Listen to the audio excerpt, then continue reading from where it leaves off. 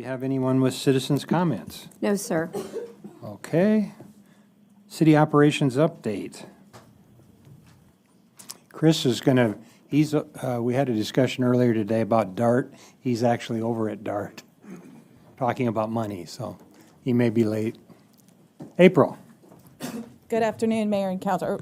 Afternoon, Mayor and Council. April Reiling, Director of Communications. Pleased to present to you last month on ICTN, but before we roll this video, you did adopt your budget back on September 18th for fiscal year 26. So we are working on a budget video for that in the very near future. In line with that, in front of you are a couple of documents I wanted to point out. Thank you. One is this budget overview and community profile. This is for fiscal year 26. This is the latest and greatest hot off the press. You are welcome to pick these up in the communications department. We have numerous copies for you to pass out to your various constituents at meetings and wherever you feel appropriate, but this is the latest and greatest information. David, here's the new stuff for you to hand out. Right here. It tells you all about what we just spent our money on. Yes, and in addition to that, there's a postcard with this. This is all about the new CRM, the Customer Relationship Management Platform that the city rolled out with the new website redesign. We're encouraging residents, if they see an issue or a concern out in the community, to please report that concern through the city website, through the Report a Concern portal. They can also download an app to their phone, both Android and Apple apps. So this is how the city best tracks those concerns, and we're really encouraging residents to use the Report a Concern portal on the website. So these are also available in bulk for you to pass out to your constituents so they can report those issues. And with that, I am pleased to share with y'all that we did surpass 15,000 subscribers on YouTube. So we continue to churn away at those subscribers and likes and followers. So please encourage your constituents to also subscribe to the city's YouTube. Thank you, Fernando.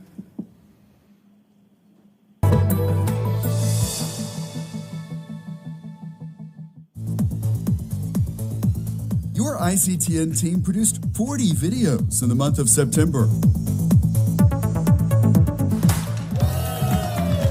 This is the last section of Conflanes in the city, so now Conflanes is a complete road.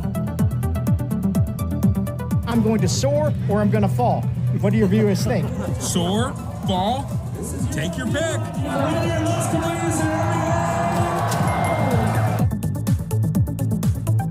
People are giving us great feedback about Irving and the location and the layout and all of the things that matter when you're doing a convention or a conference. You're going to have that continuity in architectural look, and also we want to provide the wide promenade that you see along the lake.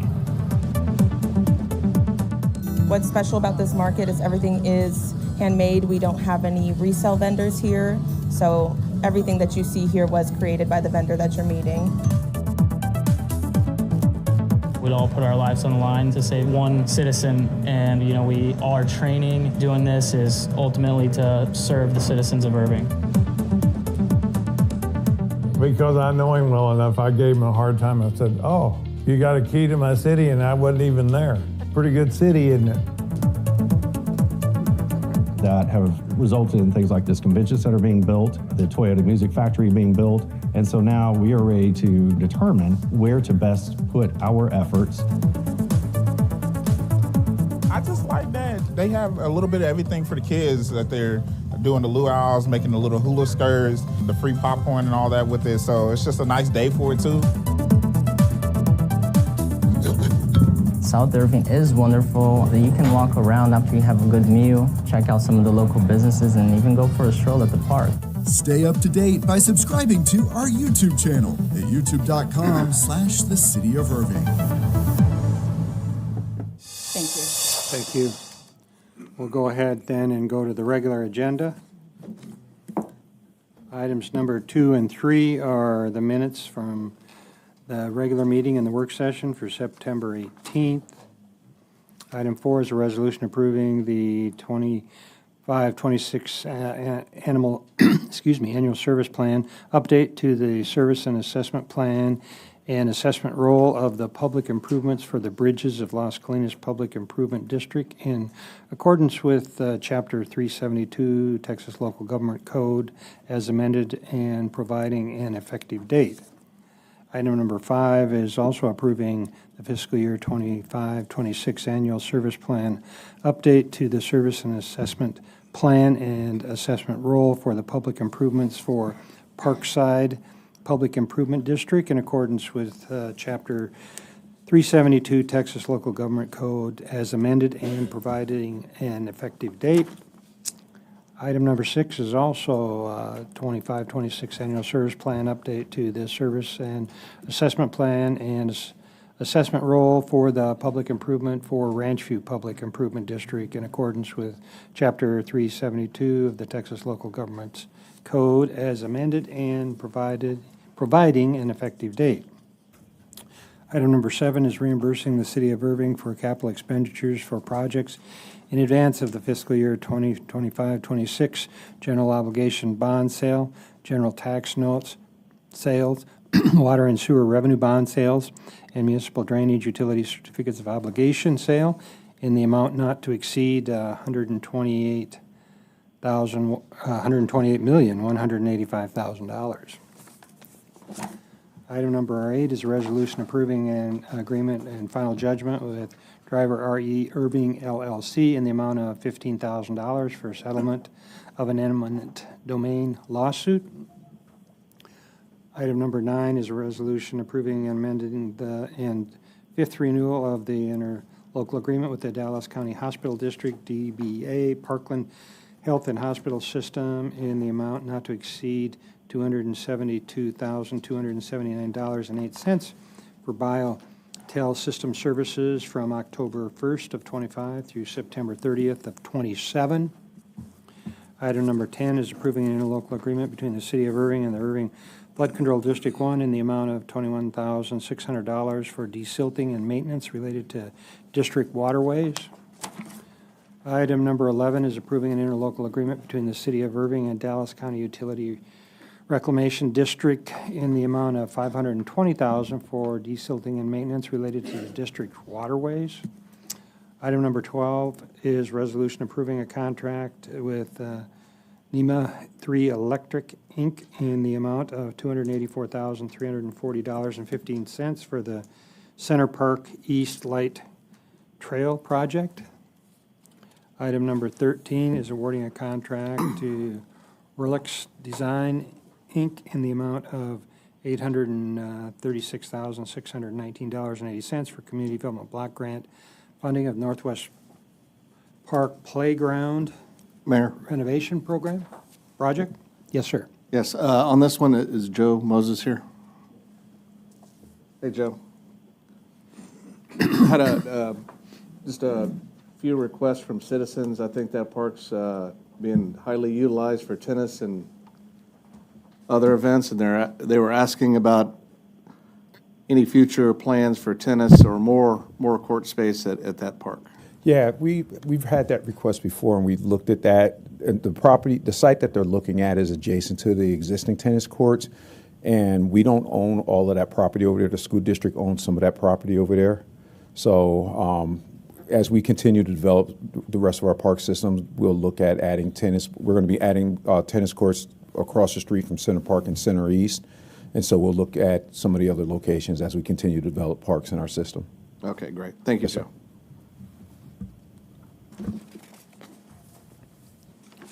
Item number 14, sorry, Al, go ahead. No, when you're done with this. Item number 14 is approving an interlocal agreement between the City of Irving and the City of Dallas for a joint transportation improvement project at the Beltline Road and South North Lake Road. We talked about that this morning. That's the one where we're taking care of our people in the north area, which is actually South Haven, even though it's in North Irving. A resolution approving an agreement with Timberlake Inc. in the amount of $596,500 for CityWorks software licensing and software as a service. Mayor. Sure. Thank you, Mayor. I guess this is for Chad. I just had some questions about this particular contract.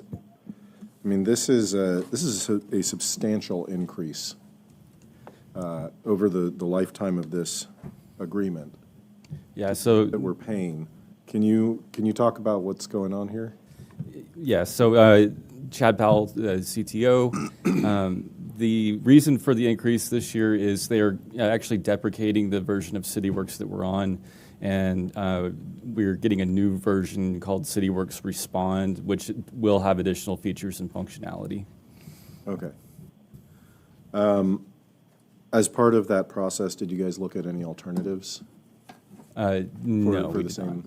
No, our public works department, our departments are happy with CityWorks, and they've invested quite a bit of time and development and putting it into it, and they wish to stay on it. Okay, and is this, since this is a new product, is there going to be any work and time put into an associated migration, or is it just going to seamlessly kind of move on from our previous contract with them? Or I believe there will be some migration that's involved, but it's all going to be hosted within the CityWorks realm, so it should be pretty seamless. Okay, thank you. Item number 16 is ratifying the payment made to SYB Construction Company, Inc. in the total amount of $182,000 for the emergency repairs of an 18-inch water main near 2340 Fountain Drive. Item 17 is approving retroactively amending number 3 to the household hazardous waste interlocal agreement between the Dallas County and the City of Irving to provide a program in which residents can properly dispose of household chemicals in the amount not to exceed $150,000. Mayor? Sure. Just real quick on this one. I guess for Travis, how do we, in April, how do we make sure everybody knows about these programs that we're doing? Because this is, we don't want that stuff in our waste system. Right. What we do is we promote those on our website. We have a calendar on the solid waste website that folks can go to. And then I don't know if April's got any other means of promoting them as they come closer. I don't know if she pushes anything out social media wise or not. Because, and just to let you know, April, I get a lot of my information on what goes on in the city before I was on city council through my HOA Facebook website. And they post a lot of things on there. And I don't know if we're getting it out to the HOA presidents to make sure they're putting on their Facebook sites or wherever. Yeah, great question. Yes, absolutely we are. We send all of this information out to the Neighborhood Services Program officers who then disseminate it out to their various neighbors. We are very proactive on social media and other avenues getting these events out there. This one in particular is they have to register for it. So once that registration capacity is met, we do pull back advertising. Okay, gotcha. Thank you. Yes, sir. Al. Yes, before you go on to the next section, we saw a little of this this morning. I really would like to see if we get a view of where we are on the 3 PIDs that we just approved to go forward on, and to look at the financial and the status, the timing and everything. So I can either do it in my committee, which to be the next go around or something. So Brad and my right hand that makes it all work over there, Brett, if you would, I think it'd be good if we had that on our end. Just look at PIDs, give us the profile, give us the pluses, the minus, and all that. And I think that might be worthwhile. Okay. Thank you, Mayor. Sure. Next item, 18 through 23 are the bids and purchasing. Questions?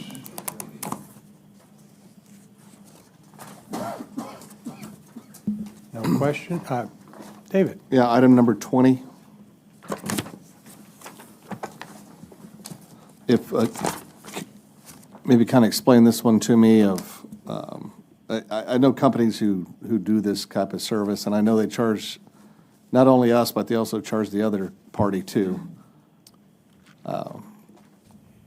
This is Davis-Bacon monitoring, which we need to do when contracts are awarded through federal grants. They have to comply with the Davis Banking Act for prevailing wage.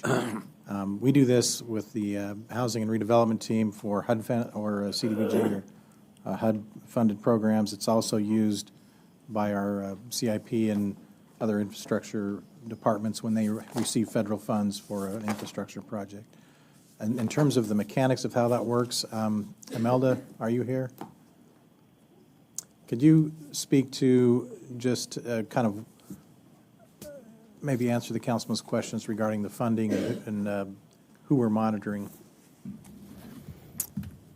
In regards to how it works is we contract with LETEX to basically, they'll be the ones that go on site. They interview the employees that are out working, asking, and then do surveys to ensure that they're what their salary is, get paycheck stubs, and basically ensure that they're meeting the county average wage for that position.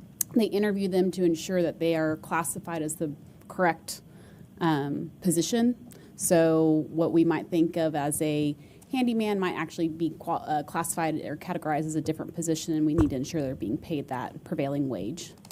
Funding. These companies on the backside that they're going out to, are they also paying them to do this service, or? No, we're paying. I know we Latex pay to, them to do our, because as a recipient of our federal funds, Yeah. we have to ensure that we are doing Davis-Bacon monitoring. Okay. We are hiring LETEX to do that on our behalf, to do the monitoring on our behalf. They have the expertise and capacity to do that for us. Sorry. Okay. Is that what you're asking? And these companies that we're using, that they're going out to, are they paying also into a system that is making sure they're compliant? Is the backside question, because I've seen these companies before. So for and example, they get it we on would both sides. We would contract with organization ABC to replace the flooring at one of our rec centers. Imelda, could you speak into them? Oh, I'm sorry. We've contracted with company ABC to replace flooring at one of our rec centers. They have the responsibility to comply with paying the prevailing wage. We have LETEX go out to monitor to ensure that they're doing that. So the company that we've contracted with, we don't pay them to do their own compliance of that. But they're certifying they're doing it as well, though. They're providing the information to our monitor, which person, LETEX, to make sure that they're doing that. I can't speak to how well they're monitoring it, but to ensure we're spending our funds appropriately, we are monitoring them. All right. Thank you. Yeah. Yeah. For edification, if there are nonprofits, which they usually are, that are actually getting the money from the government, and I think you'll agree with me on this, in submitting their Form 990 to the IRS, they're going to have that compliance in there. So there's a double whammy on them. Now, they're paying their CPA to do that, or whoever's doing it. So, but if I'm not mistaken, that's what I have to do. But I don't have any government money, so that's the good news. I mean, this would be anybody that's receiving. It's for contracts over the 100,000, I believe, is the minimum. But so they're not necessarily our nonprofits. They're those that are doing like our construction rehab projects. So they're not necessarily nonprofits.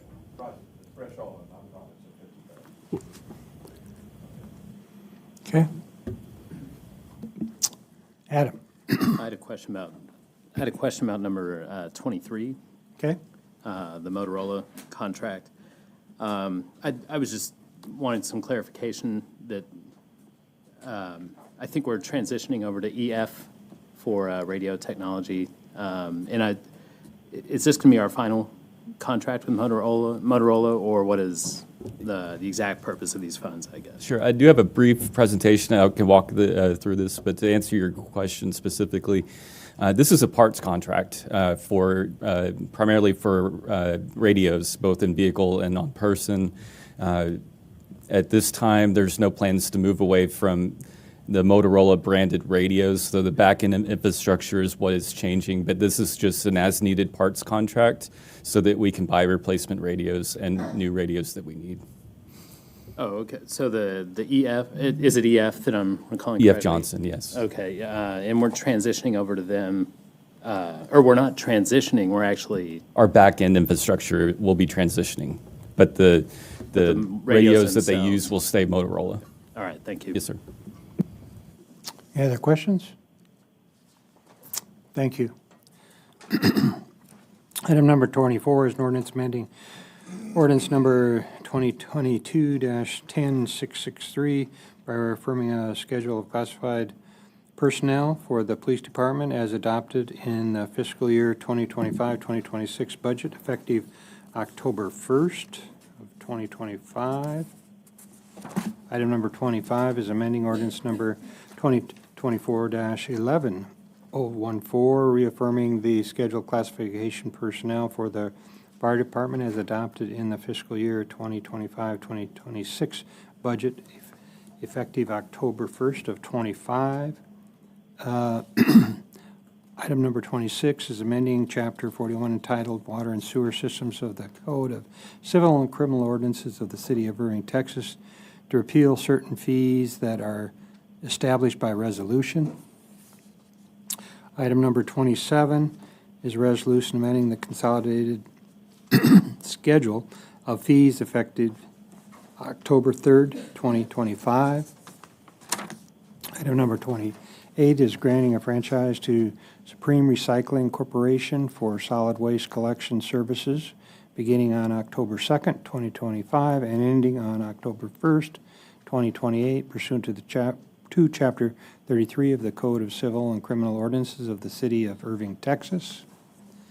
Item number 29 is authorizing the abandonment and vacationing of a 24 by 15-foot water easement along a portion of property located at 1900 Hurd Drive, part of the William Bennett Survey Abstract Number 147, and being a portion of Lot 1, Block A, Hurd Warehouse Addition, owned by 1900 Hurd Partners LP.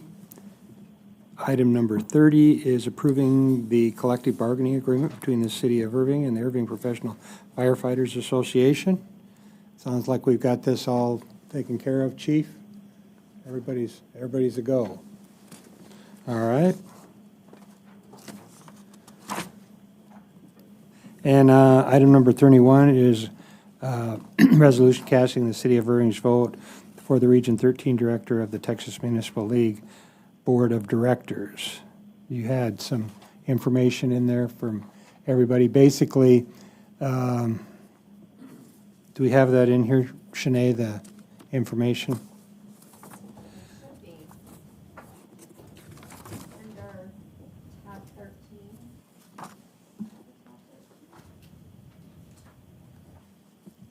So we're electing someone for TML. There were 4 or 5 applicants. I didn't. I apologize. The names are Crystal Chisholm, Stanley Jaglowski, John Lopez, and Wes Mays, and I will get you that information ASAP. So basically, these are people that are looking for TML. The one that I know the best is Mayor Mays that we work with in Capel, but there are bios of the others. So if we get those to the Yes, gentleman. sir. We'll get them to you right now. No, normally this is something the mayor votes on They used to just, by himself. this was something that I used to just do, but the state has changed it that it needs to come before the whole council before you do it. Can I give you my proxy?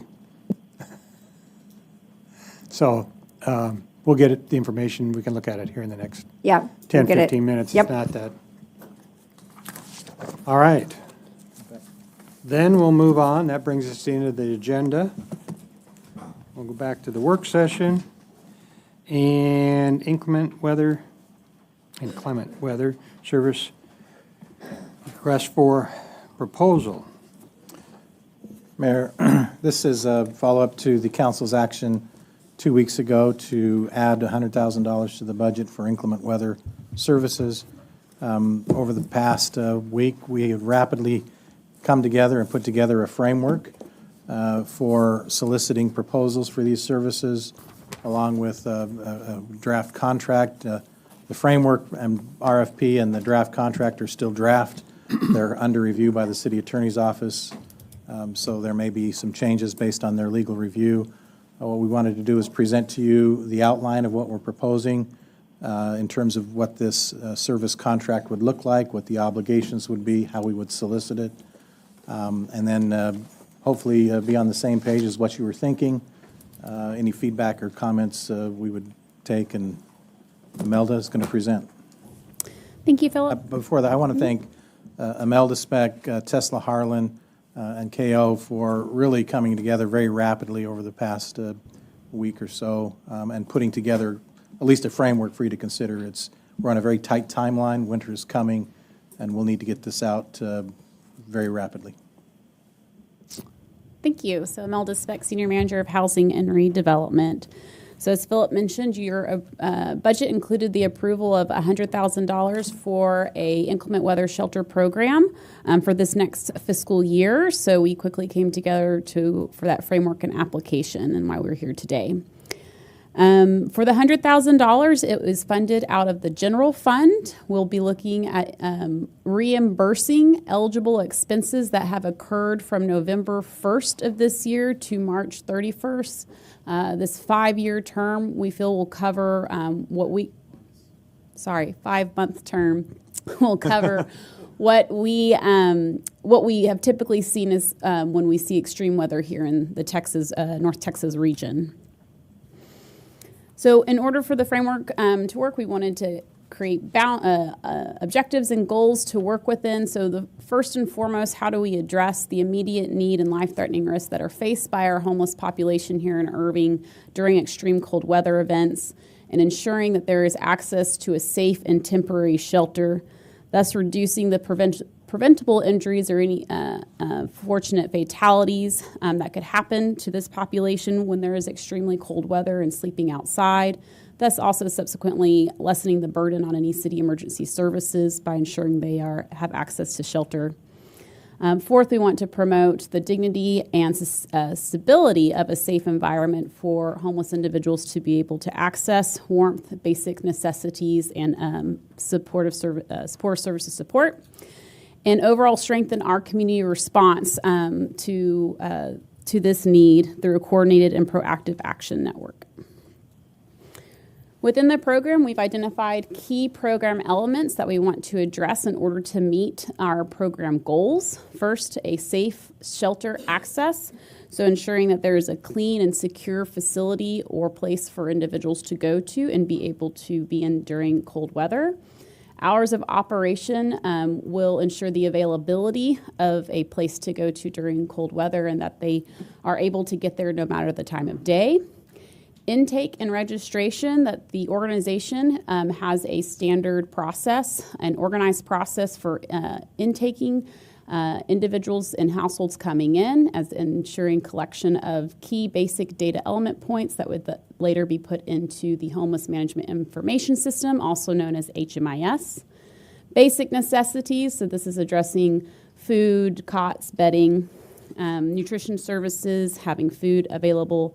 Supportive services referrals addresses, while we know this is a very short and usually time frame when they're able to assist these individuals, we want to see an organization that's able to provide referrals to the longer term care and services that our homeless individuals and households may need to be able to end their homeless situation. Adequate staff and training to be able to provide these services, administration and support to be able to document the shelter utilization and outcomes of this program, coordinating with the city and other community partners in order to have an efficient response system, transportation services to ensure that they're able, individuals and households are able to access and get to the shelter, and lastly, security and safety measures to make sure that the environment is safe and clean. So all the eligible costs will fall under those key elements, going back to those key elements. They must be tied directly to the operation of the inclement weather shelter. These are some of the high-level eligible costs that are pretty typical in the operation, but they're not necessarily limited to just this list. As long as an applicant can tie them back to the program elements, they could be eligible.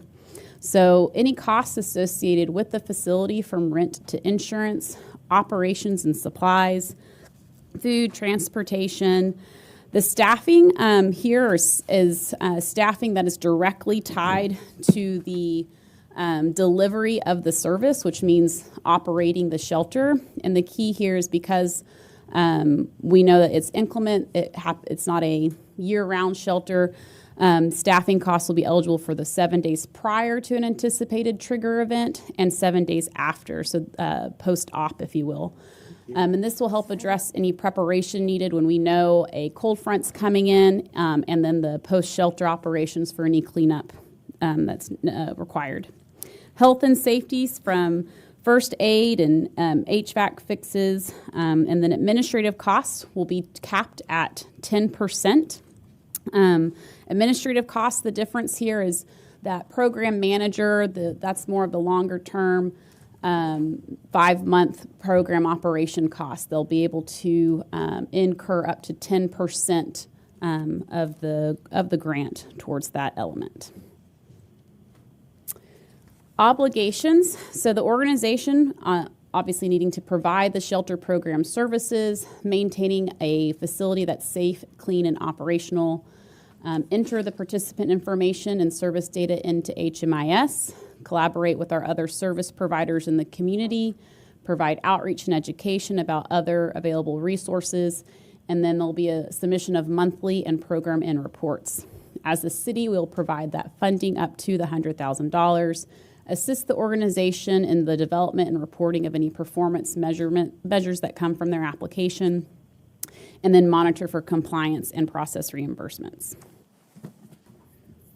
In regards to reporting requirements, on a monthly basis, we want to see how many people were served or sheltered, the summary of the services that were provided, and the total amount of funds spent, a line item report of expenditures by each category, and then in the application, there'll be an opportunity for them to provide performance metrics associated with their award of the program dollars, and so they'll need to report on a monthly basis what that metric is. And going back to the previous slide, if they are needing some assistance in developing some performance metrics from that application, that's one of the obligations the city will address. At the end of the program term, we'll want one final cumulative report that basically summarizes all of the data that we got in the monthly reports, and then an HMIS data quality report that shows that they've entered all the clients that they have served into the HMIS database, and that the data is complete and accurate. In order to apply, an organization needs to have at least 2 years of successful experience in providing similar services. They need to be a 501c3 nonprofit. They've submitted all of the applicable tax returns to the IRS, such as your 990, and then not owe any taxes or any debt to the city. To apply, this is what will be included in an application. So they'll have their cover letter, a completed application, which includes various prompt discussion questions that they will need to respond to. That would get at addressing how they will get at the objective and goals of the overall program and the key elements that we just went over previously. The operating plan and proposed guidelines, so how the shelter will work once it's operational, what are any specific policies on how they will assist certain populations, etc. What their current operating budget is, and then what the proposed budget would be if they were awarded. A list of any other donors or contributors to see how they're leveraging their funds with the city's funds. Any current audited financial statements, if available.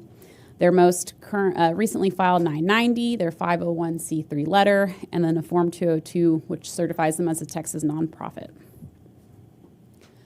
This is how the applications will be evaluated. One, they've met the minimum requirements that we previously went through. They'll automatically get 5 points. Then we're going to look at their capacity and experience, seeing how they've been able to administer a program like this, what their program design looks like, so how do they address our city goals and objectives, what their process is to ensure an effective program, how do they collaborate with other community partners. The scope of services will address how they meet the needs of targeted populations, such as accessibility issues, those that have pets, how will they store individuals' items, How will they ensure transportation to the shelter? Financial management will address how they can manage awarded funds. Do they have a system in place? This gets at, to responsibly manage the funds, this gets at what is their internal controls for managing their funding. Outcomes will be looking at what are their reasonable their performance measurements, what outcomes are they looking to achieve through the award of the dollars, and then performance measures, how do they effectively track and gauge those outcomes. Cost effectiveness will look at basically their budget and what their projected costs are, if it's cost effective with the leverage of other dollars. Our timeline's pretty quick to ensure that we get this out before this really coldest part of the year. So we are looking to award on the 11th. That's the soonest we can award. So in order to do that, we'll be opening the application on October 13th, closing it on November 3rd. That allows 3 weeks for organizations to put together an application. We'll take the month of November to evaluate those, finalize agreements to then bring back on the December 11th for award consideration. And that's it. David. Yeah, hi, Imelda, thank you. Exhibit C in the program agreement details the insurance requirements. Are we finding out most organizations are carrying these different insurance requirements? For this particular program, we used as a baseline the insurance requirements we required for the homeless prevention program, where we awarded dollars to nonprofits to provide services to prevent homelessness. I gave the sample of the agreement, the contract requirements, along with those to our risk management. They reviewed those and recommended this level of coverage. So, Imelda, in terms of the nonprofits being able to meet the insurance requirements, which were nearly identical to this, I'm assuming that all the nonprofits awarded for homeless prevention were able to provide that insurance? That is correct. Okay, and how many programs is that? There were 3 nonprofits. 3. Mm-hmm. Okay. Yeah. Great. Thank you. Al? One of the things that I'm hoping is that we're able, because it is a tight time frame, but we're going to be able, December 11th, is that correct? It may get colder in November. That's what my concern is. Are we in a position to advance it if we have to quicker, to make that decision based upon immediacy, number one? Number two is, are we also in a position, once we select the entity, to help prime the pump, so to speak, give them a percentages right up front if they request it to get started? Because if they're buying food and things of this sort, we may want to assist. I'm asking questions as to the evaluation of how we go with it, okay?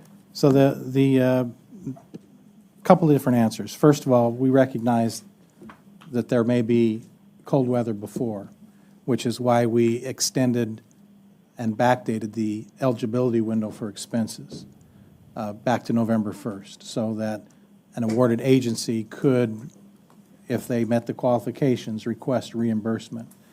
In terms of fronting any money or priming the pump, no, this does not contemplate that. This is a reimbursable grant only, where expenditures are made and then proof of the expenses submitted, and we submit reimbursement after the fact. Is there a reason why we wouldn't extend maybe 10% or something to help if they needed it, if they requested it? We were asked to put together a reimbursable grant program.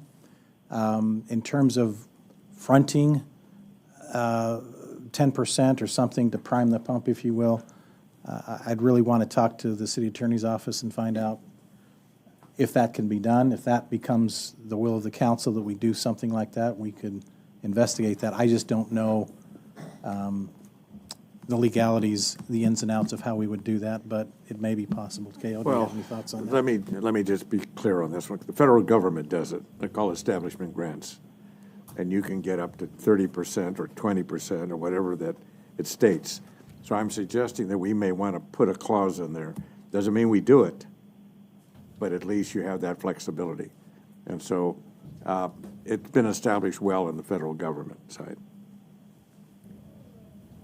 We'll take a look at that. I mean, we have done an inclement weather agreement before, and we have done other agreements. That's just generally not what we've done here at the local level, but I appreciate the guidance of maybe looking at those federal programs. The other piece of this is just these are public dollars, so we want to make sure that they are used for a city public purpose. And so usually with the reimbursement, you can check that the dollars have been expended for a particular use, and then reimburse those dollars. So if we provide dollars up front, I think we'll just need to make sure that there is mechanisms in the contract to be able to confirm that the dollars have actually been used as we anticipated them to be deployed. So I think that'll be the piece we just have to work through.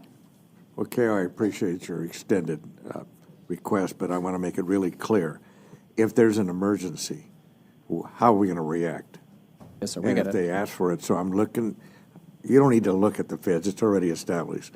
We need to make a decision if we're going to have a decision that if we need to help out one of these entities that we've selected and there's an emergency, then how do we react to it to help them? And that's all I'm really asking. Abdul. Thank you, Mayor. I guess this grant is 100,000 in total. Yes, right? sir. Now, we are discussing about distributing to different nonprofits who provide these services. We'll be looking to award only one. So one organization.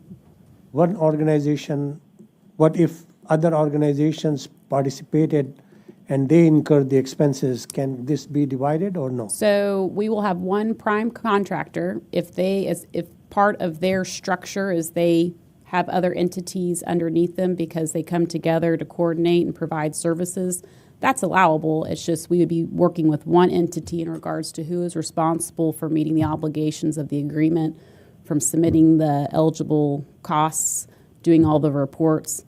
But they can have subs, they can have partners, and it can flow that way, but we'd be working with one organization. Is that one organization is a predetermined organization who that is? This is going through this is showing you what the application would look like for us to then determine who would be the awarded and organization. each year could be a different organization, am I correct? Correct. Okay. Thank you. Al. Yeah, let me follow. That's a good question, Abdul, because it really conjures up in my mind really quickly. If there is an emergency need because of timing, and secondly, if we're going to go with one entity, then they have to have the capacity to do two things. If we have 100 or 150 homeless, because past history may or may not show that. I don't know the number for sure. And maybe Dennis can help on this. That's going to overload them quickly. And then they've got to have the capacity to sub out to make it all happen. So we want to do this. We did it on purpose to try to help this gap happen. But I guess I'm a little concerned with being a little too bureaucratic. So I'm asking you to look at it, and at KO, look at the legal. I guess I want to look at you, Philip, and take a look at how we can react when the need is there. And it's a good question, because I did not realize we were just going to go with one entity. I thought we were going to look at what we had out there and to see if we had 2 or 3 that could do it, which also gives us the capability to do a bigger number. But now I'm hearing we're just going to go with one. Am I correct? Yes. Yeah, I mean, the timeline is tight. Pulling this together just in a week's period of time was pulling everybody off what they were doing, say, we need to get something so that it can be considered. So we're not trying to make it overly bureaucratic. At the same time, there are some basic things we need to do to ensure responsible expenditure of public funds. So, I mean, that's the balance we're trying to achieve. I think working with one entity will be much more efficient than trying to manage multiple contracts with multiple different entities, especially when we're trying to say, where's inclement weather shelter? If we can have one entity that we can work with, it would be much better, in my opinion. Dennis? I got one question. On Exhibit C on the insurance requirements, workers' compensation and employee liability, there's no employees. So that will not be required, will it? I'll have to defer Yeah, to risk Jason. management. Jason, are you here?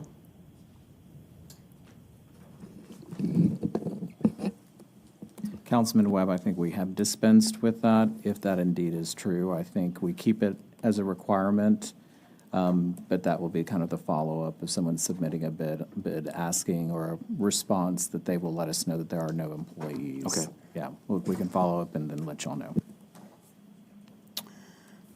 Okay, well, we'll get it out on the streets and see what we get. Maybe as we get it, we'll see. Maybe we'll do more differently. We'll see when we get applications where we're at. Do we have consensus to move forward with this framework? Yeah, we need to Understanding- get it out there. Taking into account the councilman's comments, and we'll take a look at those. David? Yes, and I think, I won't speak for the whole council, but we'll be a little bit more lenient on the applicants that come in to make sure that the requirements will be met, if that makes sense. To make sure that we have someone who's going to qualify and not do a administrative policy that no one can qualify. So if you could just bring that back to council once the applicants are coming in and you're able to see who's coming in. Yeah, and I think what y'all are seeing is a basic framework. Obviously, with any response, anyone that is submitting has the ability to take exception to anything. So kind of our takeaway is is there a way to advance some dollars up to 10% for eligible costs? That could be something that someone could request. The insurance requirements, if someone takes exception to that, and then the issue that you've raised. So we'll take all of that back and make sure there is provision and some flexibility for staff to review applications that are submitted and for y'all to consider it. Al? Yeah, let me maybe get a little bit more clear on what I am anticipating. If you get more than two that could qualify to do this contract,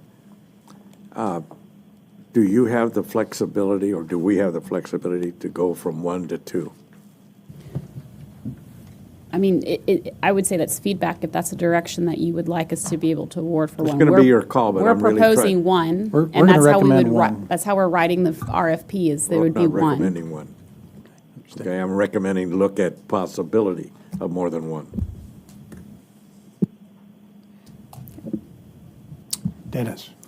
Yeah, first of all, thank y'all for getting on this. I was very surprised when I looked at the packet and saw it in here, and saw all the work apparently had been done, so I really appreciate that. As to the 1 or 2, yeah, this really should not be a 1 or 2 situation. I understand RFPs, you gotta do it, okay? But the elephant in the room is there's only one place, one entity, one group that's been doing this. And so I don't see you finding another entity that can come in here and pull off an inclement weather shelter because you're not going to do it for $100,000. And you're going to have a place, and you're going to have connections. There's so much involved in doing this. You're not going to have a second person come in and apply for this. So, but I agree with Philip and Imelda. You need one person, one entity doing this. When you start talking about having 2, then you have to ask yourself, do you need to? Because if you've had one that have basically taken care of it, why would you need another one? You only got so many homeless people that's going to come to the shelter, and you're not going to be able to have options for them, to go to here or there, unless you're willing to put a whole lot more money than $100,000 in here. Because I can tell you, you're not going to have a nonprofit that's going to come in the city and put $200,000 or $300,000, $400,000 into housing the homeless for 5 months. So anyway, that's my words. But again, thank y'all for the work that y'all did. Well, first of all, I didn't say we had to go with more than one. Secondly, I'm looking for flexibility to meet whatever needs to be done, period. And I'd like you to look at it that way. And if we already know there's only one, then what the hell are we going on? Why don't we just do a sole source and get it over with? Don't answer. I'm just. Oh, no, trust me, that's what I said in private. Okay. Okay, well, good. Then we're tracking. But I respect the fact. All I'm looking for is flexibility in this. But I respect the fact that the deal. I don't mind if we have 3, if they all can do it. But if we only have 1, then let's quit playing and just get the deal done. So end the comment. All I want you to do is think about being flexible and be able to react. End the comment. Okay. We'll move on to the next one. UDC amendments proposed cemetery development standards. Imelda, how did you get out of this one? You always.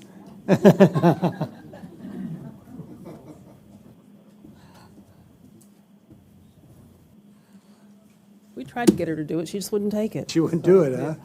So this is the wrong site.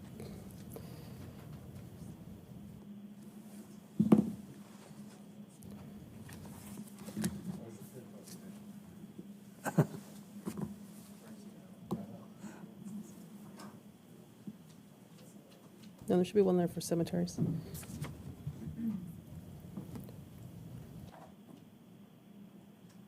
All right, look under pre-agenda if you would, maybe I didn't move it over. Mayor, this is the follow-up to a conversation we had about a year ago regarding potential regulations for new cemeteries. All right, thank you.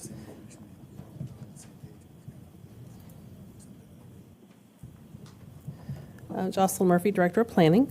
So last November, we were last looking at some regulations for cemeteries because there's a change in state law in the legislative session before, so the 2023 legislative session, that allowed cities to permit or go through the process of permitting new cemeteries, which was not allowed until 2023. It was delayed last November because there were some discussions, and I'll talk about in just a second, about perpetual care. And so we are bringing it back today upon request to have the discussion again and then try to getting direction from council if you so choose. So I am putting in here some of the stuff from council members who were here before that you will be familiar with. I wanted to make sure that we provided the information for any new council members to bring you up to speed. This map here shows the existing cemeteries in Irving. These are all private cemeteries. Most of these are historic cemeteries. Oak Grove is probably our biggest one, probably our most formal one. None of these are owned or operated by the city of Irving. So the cemeteries are regulated by several different state departments, operated by the Texas Health and Safety Code. And the change in 2023 was that it allows cities in a population of more than 750,000, you could approve a new cemetery. Again, until 2023, you could not even approve a new one within the city.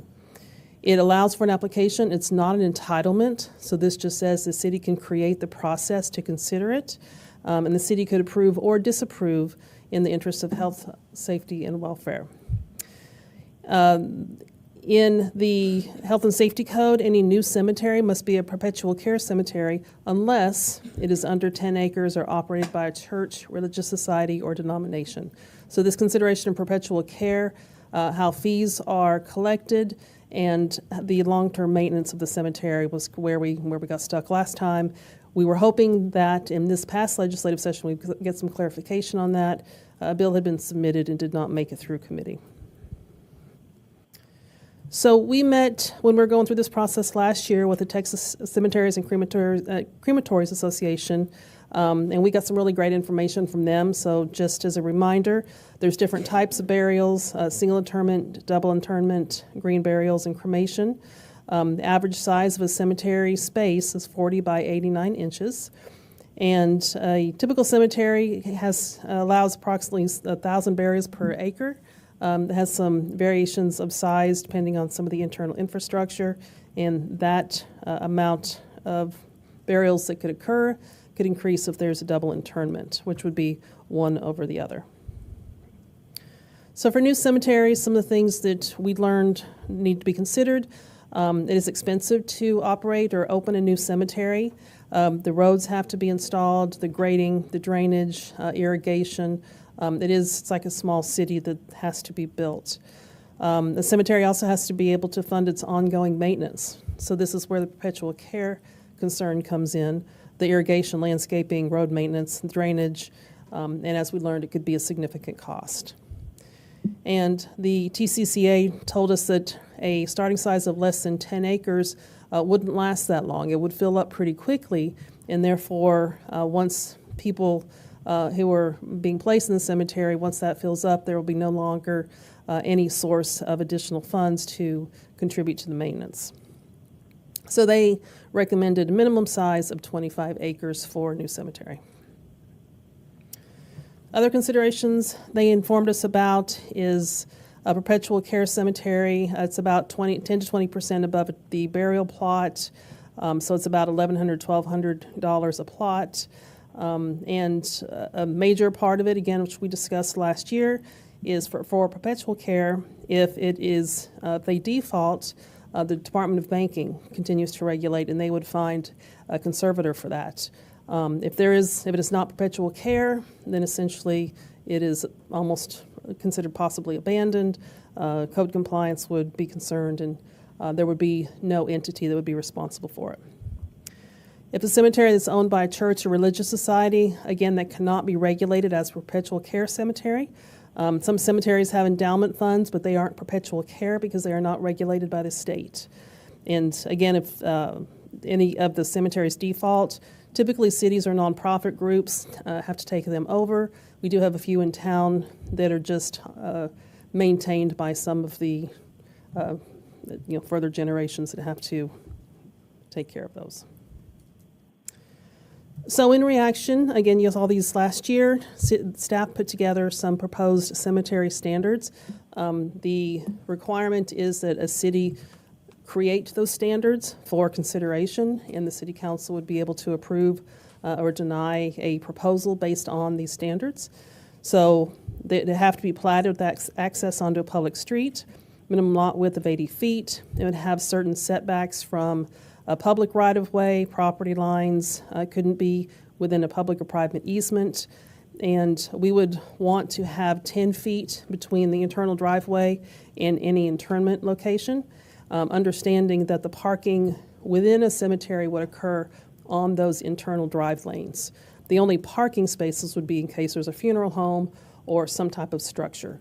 So there wouldn't be parking lots just for the internment or the cemetery spaces themselves. Maximum height for any buildings, if it's adjacent to residential, would be a minimum 25 feet plus additional height for increased height, and all other zoning districts be 35 feet. This would just be for buildings. The minimum size would be 25 acres. There would be no fencing requirements. There could be certain accessory buildings that would be allowed as part of a cemetery, including the maintenance buildings, funeral home if they would want to, and then lighting, we just wouldn't want excessive lighting. For parking, again, for a funeral home would be one space for 50 square feet. This is only for a structure. And then the internal driveways would have minimum dimensions that would allow for that on-street parking on the side while still allowing for through traffic. Then for the application procedures, this would be processed as an SP2 generalized site plan. Would follow all the fees and notification process requirements that we do today. So we go through the Planning and Zoning Commission and the City Council. And we also would create a questionnaire, and this would just to give us more information so that you would be fully informed in terms of how it's intended to be operated, who's going to operate it, and what the final cemetery would be configured. These would be not binding on the applicant and unenforceable, but again, they would be informative at the time that you get the application. We would add some definitions to mirror the state of cemetery, columbarium, and mausoleum, so we are consistent. And the timeline, again, we worked through this last year. The last time we talked about this was November 7th. And so today, we're just looking to see if you would like to direct us to proceed with any of these amendments, or if there's any other questions that you have, I'd be happy to entertain them. Mark. Thanks, Jocelyn. And I know from before, you and Ken did a lot of work to put this together, and appreciate that. And we talked about all this before, and we brought in those experts, and as I recall, KO, we're obligated to have a procedure, right? That's what the statute requires. Right, you're obligated to receive these requests. You are not obligated to approve them. And so the staff in reviewing this thought the zoning would be the best process that you currently have in place to put the regulations in place and have a standard to review these as they are submitted. And we talked before about the perpetual care cemetery, that would be what we would want to have here to the extent that we could control it. But I think the view was that because the statute says that if it's religious or under 10 acres, then it doesn't have to be. And so we really couldn't control that. And so, and then when the experts talked about what you should really be looking at for a appropriate size cemetery for it to have some longevity. And the 25 acres is what they came up with, and I think we were all on board with all these other restrictions in here that for the lot width and the setbacks and height minimums and maximums. And so I think that it was all vetted, and I know we were waiting to see if the legislature, the last one, might actually change the statute again, so we kind of held off, but they didn't. So, or I held off, but changed it. And so I think that what you put forward makes sense, and I support it. Dennis? Yeah, I got a question. So are you proposing that the minimum acreage be 25 acres? Yes. And if someone came in with less than that, like any other development standard we have, that would always be your prerogative to vary. So chances of somebody finding 25 acres in the city of Irving, slim to none. So my question is, why are we, it's almost like we're creating a roadblock for anybody to do one, if we're saying 25 acres. I'd be against that, because again, what's the point of having this conversation if we're gonna say 25 acres is the minimum? Well, you know you can't do it. So I wouldn't support the 25 acres. You know, I can go with the other items, but not the 25 acres. I think that's just too much. David? Can you tell us the difference between new and existing cemeteries? So this would only apply to new cemeteries. This only applied to new cemeteries. What yes. about an existing cemetery? Do we have regulations or ordinances around those currently? Yeah, they're fully regulated by, they're very tightly regulated by the state. So however they were created is how they would be regulated, so. I think there is the ability somewhere in state law to expand an existing cemetery. I recall a zoning case, I was not here, but this was probably 10, 20 years ago, where there was a zoning case to approve expansion of the one you mentioned, Oak Grove. Oak Grove, yeah. And that fell under the city or under state laws that? It fell under the city for purposes of the zoning of the land, and it was allowed, and it was treated as an SP zoning case to allow that expansion to occur, because there's some quirk in the state law that allows an existing cemetery to expand. But then it falls under the state standards. Luis? Thank you, Mayor. I support everything here. The 25 acres, that sounds fine, especially, you know, we need to watch out what comes off the tax rolls, so that's part of the concern. And if we have all these tiny cemeteries popping up all over the place, it's better to, you know what's going on. Al? Yeah, I was going to recommend 50 acres, but I'll go on and say something else here. We have 9 cemeteries that are existing in Irving. Do we need a 10th one? And if we do, okay, then I'm okay with the regulations. I'm okay with 25 acres. Thank you. Mark? Yeah, the idea that there may not be available land, that doesn't really provide a good reason to allow it then. I mean, the idea is that 25 acres is what the expert said you should have for a good longevity for a cemetery. And so whether or not it can actually be done is not relevant to that. Abdul? Yeah, I was looking as Al says, there is 9 cemeteries, and only one of them is above 25 acres. The rest of it is all, some of them is 2 or less than 1 or 1 or, So my comment is, if we stick to 25, we may not have a land in Irving to get 25 acres.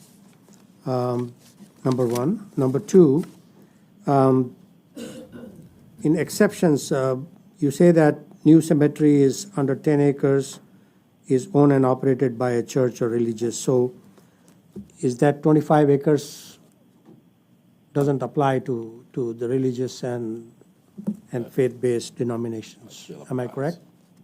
So No, that just is the exceptions for the requirement on perpetual care. So there's a Yeah. requirement for new cemeteries to be perpetual care, but if they're under 10 acres, they don't have to be perpetual care, or if it's a religious organization, they don't have to meet that requirement of perpetual care. So really, the only way, if these regulations were in place, the only way to vary it would be through the zoning process. So you would apply for the rezoning, and then one of the variances would be that change in the acreage. I think I need further clarification on that. So my understanding over here by looking at this proposal is any new cemeteries has to be 25 acres. So Right. every new cemetery would have to complete the SP process. Right. But if it's a new cemetery under 10 acres or owned by a church, religious society, or denomination, could not be required to be perpetual care. And then the acreage would be a variance through that SP process. I see. I see, okay. So what if the religious or faith-based organization would like to have a perpetual? Can they do that, or can they do The state, from last year's discussion, will not accept an application for perpetual care. That's all tied into the Department of Banking. And the Department of Banking, the state does not really acknowledge anything that is not required to be perpetual care. They will not accept it if it is not required to be perpetual care. I see. Okay, thank you. Dennis? Yeah, so 5 of these cemeteries are basically in the same area. And to say we have them all over town is not accurate. Number 2, all of these cemeteries that we have, how many are actually used to bury people in? Do you know that? I can't answer how active they are. I mean, Oak Grove probably is most active. I'm not aware of. I think they're the only one. Yeah. So we actually got one actual, I don't want to call it a working cemetery, but we actually got one, and active is definitely not the word, but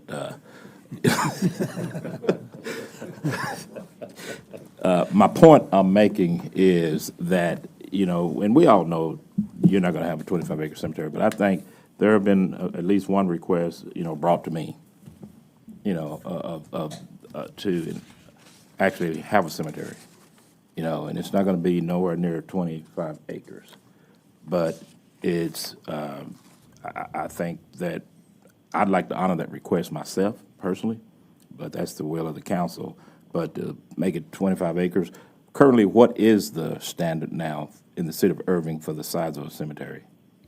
There is no standard because until 23, new cemeteries were not permitted in counties that were greater than 750,000. Okay, all right. Al? Yeah. Justin, do we know, I don't want to sound morbid, but it may sound it this way. Do we know what the fill of these other 9, Oak Grove is, pretty good size. It's 26 acres. Well, it's actually almost 27. But I've been to Sowers, I've been to a couple of the smaller ones, and they're not filled.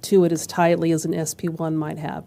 We could require that they show their proposed street layout. The only thing about providing anything into that level of detail is that gives them no flexibility.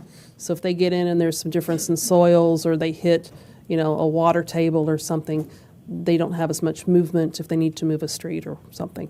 So our thought here was we would allow the use, list any variances needed, and then they would just meet the standards as necessary during their construction. Hal? Yeah, thank you, Justin, because I recall when we discussed this, especially on November 7th, and you put forward. So that's what really we're looking at right now. Do we want to go forward with it? And so I'm in favor of us going forward with it, the way it is. Because as you said, there's always the variances if that's the case, whatever it might be. Thank you. Any others? What's the pleasure? Move forward? Okay, move forward. I think we have the majority on that. To me, I really would like to tie the SP2 down as we move forward, so that we have an idea of how it's all laid out, so that we don't have something coming back or not enough wide enough roads. It's like a lot of things, we ask for it, but we don't always get it. So if we're going to do this, we probably need to make sure we've got it tied down. And there'll be the site-by-site basis is everything, so you'll be able to see any unique characteristics and consider those. Yes. John, sorry. So, I guess, question for Jocelyn. So, following up on the mayor's comments, I'm sure if I thought through it for a little longer, I could come up with a whole bunch of reasons. But what, in your opinion, would be the reason to do SP2 versus, say, SP1? Because a lot of the time when we really want to nail down exactly what's going on, we do an SP1. Whereas SP2, really, the plan is literally just, here's the property, here are the setbacks, and then any notes on the side. So to start with an SP, the big difference between SP2 and SP1 is acreage. Because once something gets to 2 acres or greater, typically they fall into the SP2 category anyway. You cannot do an SP1 if you're less than 2 acres. But there probably won't be any structures. So the only thing that we would see would be the street layout. And again, we can tie that down, but then they have no flexibility at construction. Okay. So we can have them, what we often do with SP2s is we have them give us kind of an illustrative exhibit so you see what the intention is. And then if we need to convert that into words, we can.